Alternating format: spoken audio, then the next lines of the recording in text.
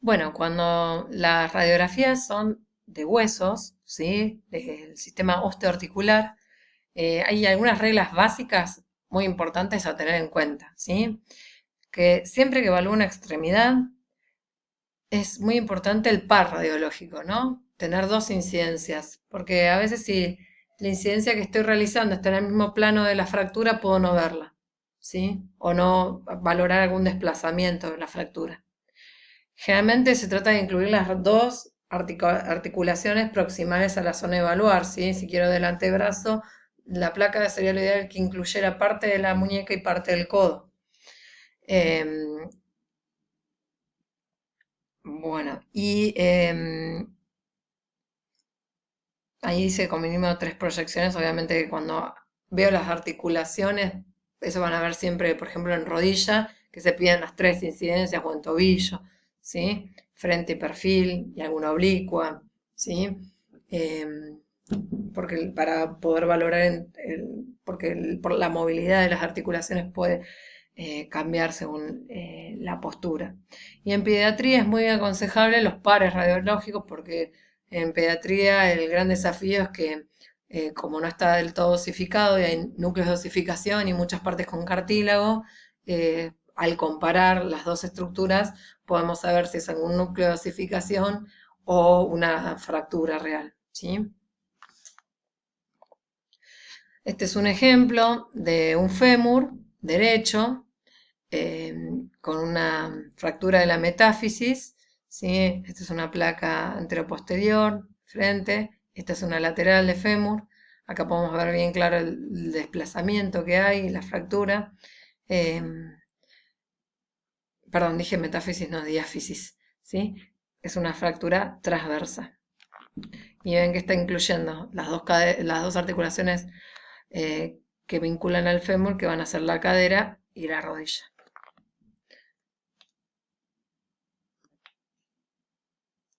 Bueno, otras cosas que atañen los rayos X son la fluoroscopía o estudios contrastados o radiografía continua, ¿sí?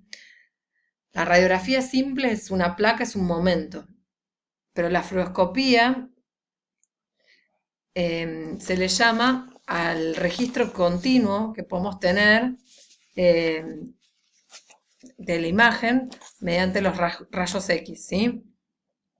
Que nos va a permitir una secuencia de imágenes, lo cual es muy importante para ciertos estudios, como son el colon por enema, la seriedad gastroduodenal, la seriedad esofágica, el tránsito de intestino, la daqueografía, la cisturetrografía miccional y retrógrada, que fueron las que vimos en ITU, la histerosalpingografía, la videoevolución, el videoefecograma, mielografía, hay un millón, ¿sí?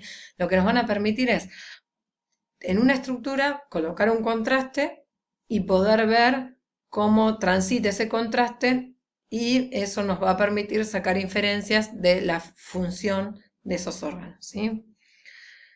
Como desventaja, bueno, usan radiación, requieren de mucha colaboración y movilización del paciente, generalmente requieren de preparaciones previas con purgas, son mínimamente invasivos porque por más que capaz no sean dolorosos, son muy molestos, ¿sí? Una cánula en el ano, una sonda en la uretra, uréter, perdón, en la uretra, en el pene, la inyección del contraste, ¿sí? O, por ejemplo, los que son digestivos, la toma de un efervescente que da una sensación de distensión con ganas de eructar. Generalmente se realiza con el paciente despierto, muy rara vez se hacen con anestesia y, bueno, utilizan contraste. Bueno, esta es la cistoretrografía miccional, que puede ser anterior o retrógrada. La miccional es muy importante en niños y la anteriora y retrógrada nos referimos más a los adultos, ¿sí? Que lo que se hace es con una jeringa inyectar contraste por vía ascendente para ver cómo se encuentra la uretra distal, que generalmente es donde hay patologías de estrecheces o por la misma próstata.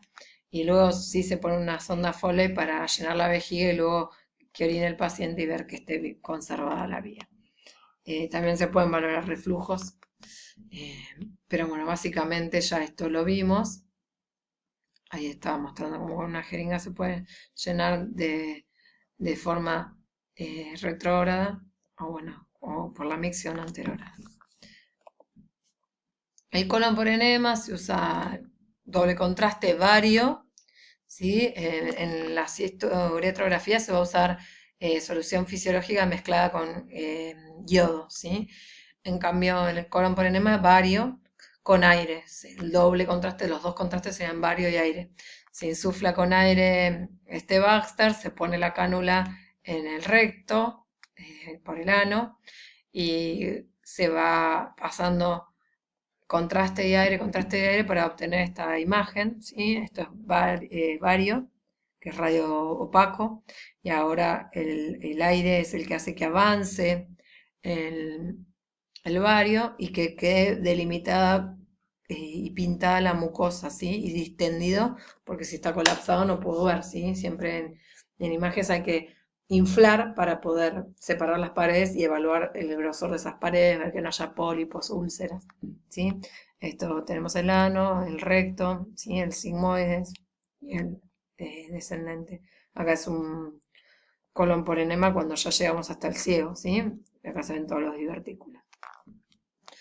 Y bueno, las esterosalpingografías que hoy en día tomaron mucha importancia de los procedimientos de inseminación y por infertilidad, también lo mismo, se pone un espéculo, se coloca una oliva en el hocico de Tenca, en el orificio externo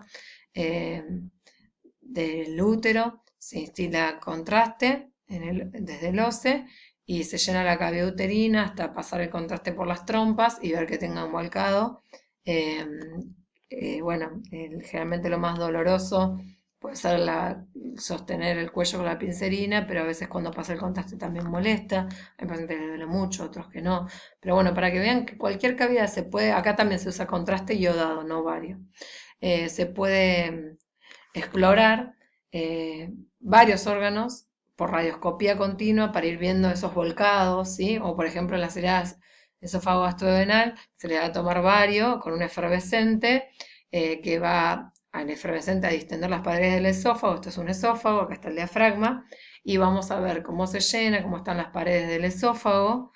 Estas son las improntas que van haciendo las distintas estructuras, tanto el corazón, eh, la tráquea, y lo que nos va a permitir es ver, aparte del esófago, las paredes, la cámara gástrica, las paredes de la mucosa antral, es también valorar si hay reflujo de contraste desde la cavidad del estómago hacia el esófago, ¿sí? Y el urograma excretor, que ya algo habíamos comentado, que lo que se hace es inyectar por vía endovenosa yodo, que hoy en día está un poco en desuso porque la tomografía le ha ganado lugar.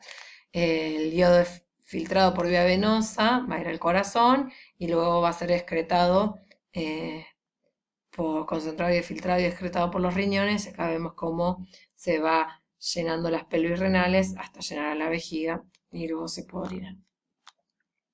Otros métodos que van a usar rayos X, que son de gran utilidad, es la angiografía, ¿sí? Esto se le llama arco en C, esta es una sala de angiografía. La angiografía hoy en día, más que diagnóstica, pasó a ser terapéutica, ya que para el diagnóstico generalmente se utiliza las reconstrucciones tridimensionales que permite la tomografía. En cambio, la angiografía permite introducir pequeños elementos y así como si fueran la laparoscopía, poder con esos pequeños elementos por vía arterial realizar procedimientos, ¿sí? Poner coils, poner un filtro, poner una endoprótesis y recanalizar, cerrar aneurismas, recanalizar arterias, ¿sí? Generalmente se utiliza, bueno, vamos a usar radiación, se utiliza el contraste iodado, generalmente se detecta y se confirma la estenosis, la estrechez o la oclusión, luego se realiza la terapéutica y después se hace un control nuevamente con contraste para ver que haya quedado permeable, ¿sí? Y otro método muy conocido e importante que lleva radiación es la mamografía, que lo vamos a ver ya que se usa como método de screening para el cáncer de mama. Es muy buena para detectar microcalcificaciones. eh, Su gran importancia en el screening está dada porque disminuye mortalidad. Es rápido, es económico, se pueden hacer muchas adquisiciones y luego ser valoradas con suficiente tiempo por un mismo médico. Eh, Genera algo de desconfort porque lo que se realiza es comprimir a la mama dentro de esto que va a ser el chasis y el tubo de rayos, y se van a adquirir primero con una compresión craneocaudal y luego con una medida oblicuolateral, dos incidencias, tanto como cualquier otra placa. No lleva mucha preparación, solo no utilizar desodorantes porque algunos tienen micropartículas metálicas que pueden simular calcificaciones. Y bueno, creo que nada más importante. Bueno, hasta aquí llegamos con los métodos más conocidos y utilizados de radiología. Eh, Recuerden la guía que os mostré en la introducción de generalidades, que el día de mañana, cuando tengan la duda de qué estudio pedir, en esa guía la pueden utilizar para orientarse, porque según la sospecha clínica nos dice qué método pedir. Y también en la página de Radiology Info, que es la información que le podemos acercar al paciente para que sepa en qué va a consistir el procedimiento que le vamos a realizar, para ir preparado para saber si ir acompañado o no y qué es lo que va a sentir y no estar asustado.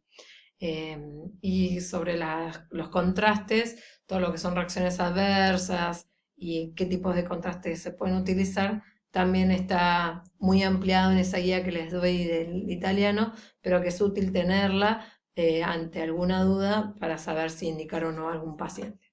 Igual siempre se puede solicitar la ayuda de un colega especialista.